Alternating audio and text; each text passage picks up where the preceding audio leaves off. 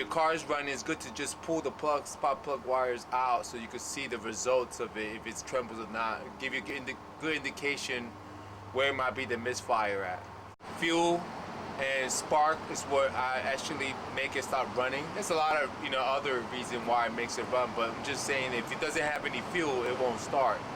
If it doesn't have any spark, it won't start either. Okay, I got this spark plug tester from AutoZone, or you get it at other part stores, and you just connect this to the spark plug wires and crank your car, and if you see a spark there between these two, then you know that your distributor is fine. You take out the spark plug wire out, and then you push it right inside there, slot. You get a little clip, click on it when it connects. Now you can put it in any boat, any place you think will hold, and then you go ahead and start it. And when you start it, you should see a spark going.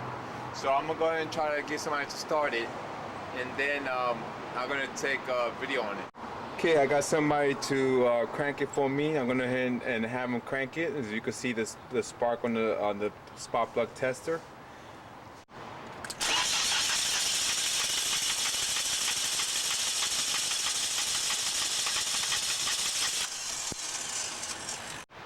You can see a spark, and so I'm gonna try number 2 spark plug wire, see if have any spark on this one, because these are the 2 ones that seemed like it wasn't working and firing right, so I decided to test it anyway.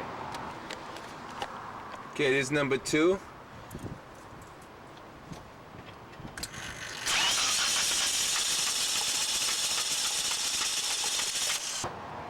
Alright, see, we saw that spark, and so that is working. The reason why I knew it was going to spark, the reason why I'm doing it, so that people can understand they could get this at the store and test it themselves if they don't have any spark when the car is cranking. So just give you an idea.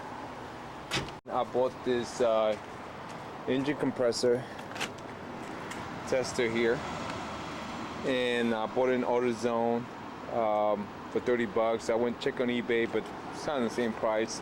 So I have to put this inside the spark plug socket there. Here's an adapter for it right here, and this is some cars are different, so you probably had there's two different kind of slots here, adapters I guess, or this one you could put it in there if it fits in. This is the most imports I guess. Either one will fit in there. So I'm going to take the spark plugs out and then put this in there and then crank it and see what's the compressor.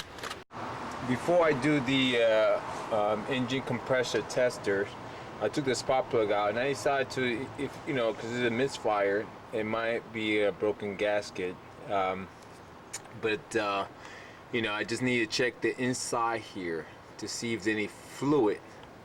Now there seems to be a little moisture in there on this one right here, but I'm not sure if that's any oil or antifreeze whatsoever. So here's another one here. Now it seems this to be a little bit more dry. I don't know if the camera, a little bit more dry there. And then this one right here tends to be okay. It's like a little bit dry too, not that wet. Now this one seems to have a little moisture also inside of it. See if I get a good fixture to it. Yeah, a little moisture in there. All that I'm testing right now is for the first time, so bear with me if I don't get everything right. Connect this.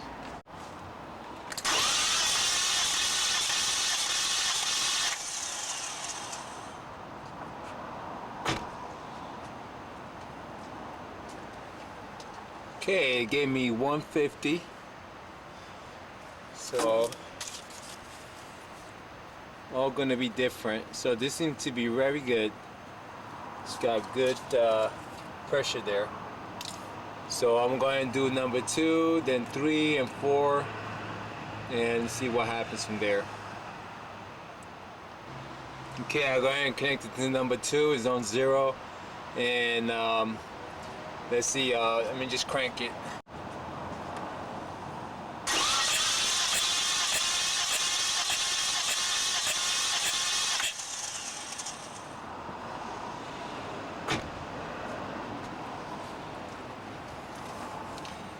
This one gave me a 120.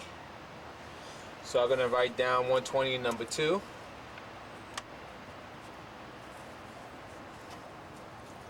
Okay, so I'm gonna go ahead and do number 3 now. Okay, here's number 3.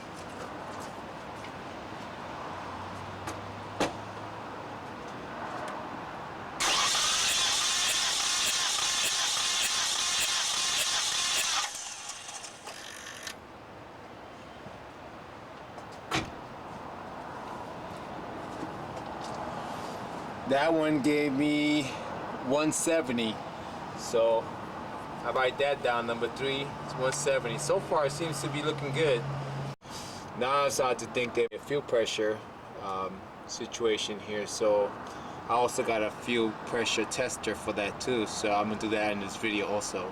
So let me go ahead and do number 4. I got this at AutoZone, and all you need is this adapter right here. I think it's called manifold adapter, and you put it with your fuel filter. And I guess they didn't provide rubber tubes for it, so I have to go to Napa or probably get tubes so I can connect these together. Good idea to get a fuel tester pressure to see how much fuel is going through. It might be working, but it might be going out too. So that's the best way to do it, to check it. Or have somebody check it, but it's better that you do it yourself, you know, do education. Okay, I got this tube here from Napa, and I connect this adapter inside the tube, and then I'll connect the tube inside this fuel filter right here, and then connect the other adapter to this hose right here, and then I'll go ahead and do the gauge here and test my fuel pressure. Now the car won't start, so I guess I'm just gonna have to just turn the key and see the pressure from, I guess, electrical point of view. I want to emphasize that when you take the hose from the fuel filter, you want to make sure that, I would guess you make sure that the car is kind of cold, because if you disconnect this, fuel's gonna come out of this, and if the car is hot, it could start a fire. I mean, sooner any kind of gasoline goes into to any hot area, really hot area, it just sparks and flame comes out, and you don't want nothing here to be burned. So just an idea. It's just good to test it when why it's cold. You gotta be careful. Okay, I wanted to show how I put it together, the adapter. See, I have between 2 holes in there. Now I just connect this gauge here, and then I get start the car and see what's the pressure. I believe it's 43.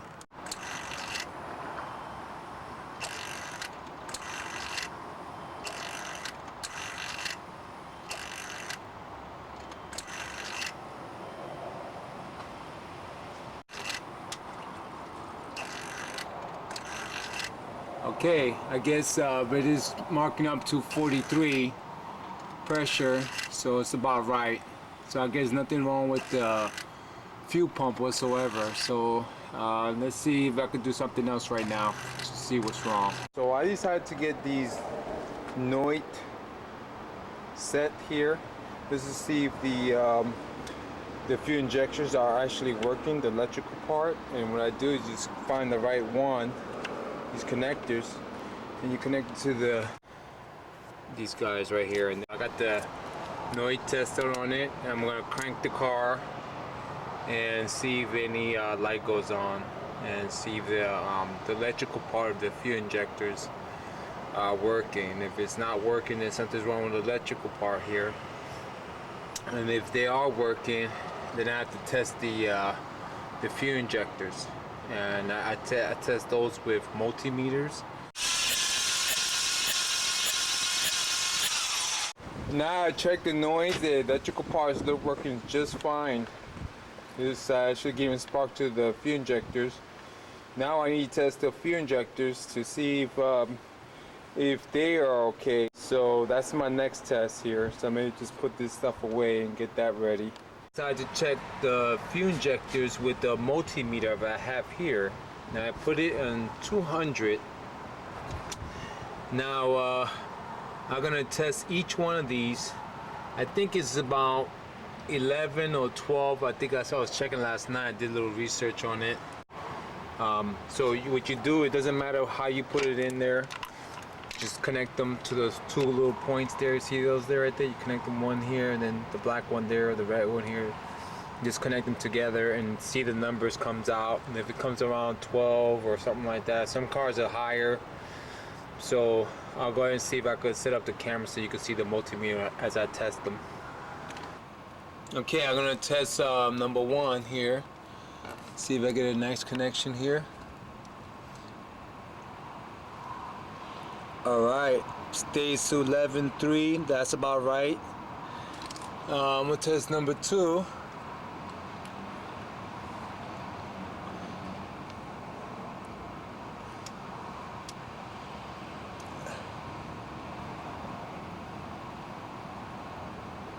That's about right. Test number 3.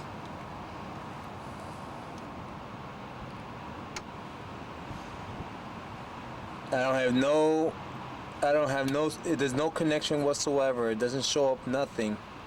So I think that's the bad one right there. This misfire. I'm testing number 4. Yep. Now, if I would have put a scanner on it, OBD2 scanner, it probably would have told me that number 3 was misfiring. But it's a good idea to do these testing, just to keep yourself sharp on it, or just learning how to do it, just to know the technical part of it, so that you could weave out things that that could be wrong with it, what could not be wrong with it. Okay, I got a new fuel injector here. What I did, I just took this out right over here, this bracket here, and I also took the cable out from the fuel cable. I took that one, just lifted up, and I was able to expose the fuel injectors right over here. And you take out these screws right here, and this screw, and then you just pop it up. And I guess when you put it back in here, put a little bit of oil around the injectors around it, and so it could just kind of help slide right back inside of it. So then put everything back together and see how it starts. The fuel injector right here, inside here, pull all these stuff back. Also, I found out, remember I was saying about the number 2 spark plug wasn't working very well. So I found out that number 4 and number 2 spark plug wires were in different places. So I recorrected that. Make sure that you check your wires is match up with the distributor and number 1, number 2 spark plugs. And I'm gonna go ahead and start it.